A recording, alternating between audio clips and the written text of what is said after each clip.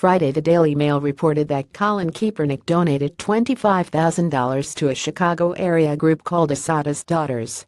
Kaepernick, who is well known for his protests against police during the national anthem, is a former San Francisco 49ers quarterback, made the donation as part of his pledge to donate $100,000 a month for 10 months to organizations working in oppressed communities. Kaepernick's foundation specified that $2,500 of the donation would go to Cop Watch, a program that trains volunteers to follow and video police officers. Another $15,000 is earmarked for teen workshops. Assata's Daughters is named for convicted murderer Joanne Chesimard aka Assata Shakur. The group's website lists free programs they offer, including one for elementary school girls through our ACRL program. We introduce young girls, ages 412, to Assata Shakur and her revolutionary politic and love of Black people. ACRL participate in workshops that teach them about power and oppression and help them understand their role in a long history of Black freedom fighting. We also provide opportunities and support to help them tap into their skills as leaders and future organizers in the larger movement for Black liberation. As I wrote in July, Assata Shakur was a member of the violent Black Liberation Army who was convicted of the murder of a police officer.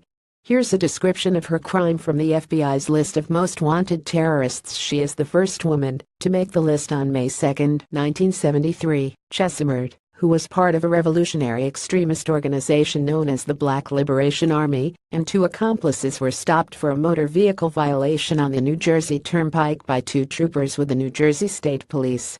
At the time, Chesimard was wanted for her involvement in several felonies, including bank robbery.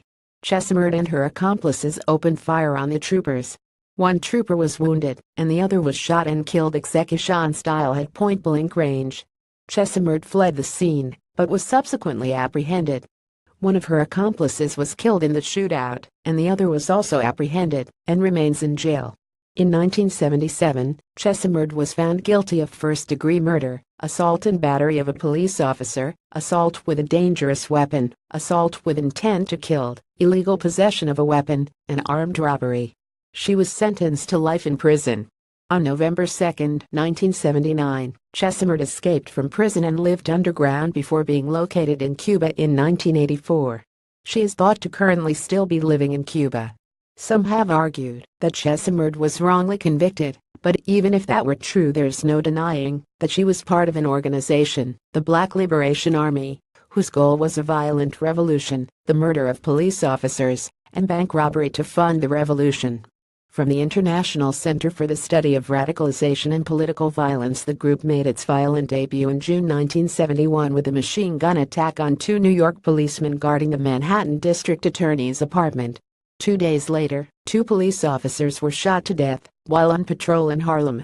In a letter delivered to local media, the BLA announced that the armed goons of this racist government will again meet the guns of oppressed third world peoples as long as they occupy our community and murder our brothers and sisters in the name of American law and order. Throughout its existence, the BLA framed its violent attacks on police as a legitimate response to the forces of colonial occupation in the nation's ghettos. As Shakur declared, "Our backs are against the wall, and now more than ever we need an army to defend ourselves and fight for our liberation." During the next 3 years, the BLA wounded or murdered policemen in New York, New Haven, Philadelphia, Atlanta, and St. Louis. The BLA's area of operations extended as far as San Francisco. In August 1971, members carried out a string of bank robberies, attempted to murder a policeman, and mounted a 9-person attack on a precinct house that left a police officer dead. Assata Shakur is a domestic terrorist and a convicted murderer. The fact that groups of young children are being indoctrinated to admire her and her politics is disturbing. The fact that Colin Kaepernick supports this should tell you something about where his protest of the national anthem is coming from. Here's Kaepernick wearing pig socks while cop hats at practice. Offensive lineman, how protective will you be in tonight game? pic.twitter.com/comavxyw19 leaders, Drename at DRENAMAY 1 September 1, 2016.